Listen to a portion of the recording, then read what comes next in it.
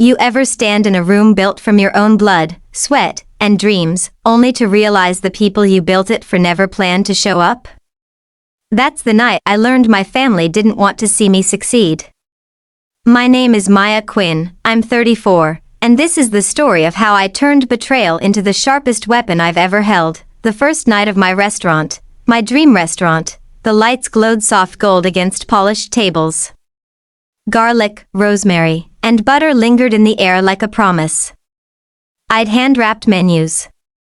I'd stacked crystal glasses so carefully they sang when I touched them. Every detail was perfect, and then, nothing, not one phone call. Not one text. No, we're on the way, not even flowers from my mother. Just silence and the hum of an empty room, until my phone lit up. A notification from my brother, Caleb, an Instagram story, grinning faces. Balloons. A backyard grill smoking over paper plates.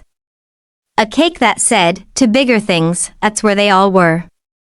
My entire family, celebrating him while I stood alone in a dining room that smelled like a memory no one wanted. Later that night, a single knock rattled the back door. I already knew who it was, Caleb. Too much cologne, not enough shame, holding a half-eaten cake box like it was a peace offering. Thought you might want a slice, he said. I didn't move. I didn't speak. He forced a laugh. Dad said your opening wasn't the real thing, just a test run. Nobody thought it mattered. That's when the weight of it hit me. I wasn't invisible. I was disposable. I finally spoke.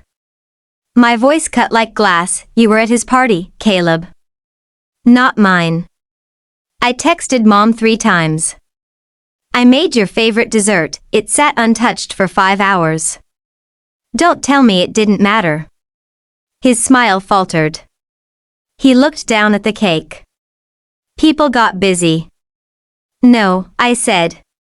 People got comfortable. They thought I'd always be the backup plan. And then I did something that changed everything. I shut the door in his face and sent out one message to the family group chat, effective immediately. The restaurant is closed to relatives. No discounts. No reservations. No exceptions. By morning, my phone was a graveyard of missed calls. Mom said I was being dramatic. Dad said we should be adults. Caleb begged me not to burn bridges. But I'd already lit the match. I taped a sign on the restaurant door, reservations only. Even if we share DNA. A stranger walking by snapped a photo. By noon, it was online. By evening, it had gone viral. Comments poured in. Boundaries taste better than betrayal. This woman is my hero. Tell her brother to eat humble pie. For the first time in my life, strangers saw me. And they understood, but my family wasn't done. Fake Yelp reviews started trickling in. 1 star, word for word. Food was cold. Staff was rude. The only problem? The names didn't match my reservation list. They had never eaten there. It was sabotage that night. I called my lawyer. And I called a journalist who once wrote about my food. She read the reviews, sighed, and said, "Want to go on record?" By morning, headlines screamed, "Chef fights back against family sabotage." The world rallied. They weren't just defending my food. They were defending me. 2 nights later, the truth walked through my door in the form of Natalie, Caleb's fiancée. Her face was pale, hands shaking around a coffee cup she hadn't even sipped. "I need to tell you something," she whispered, and then she slid her phone across the table.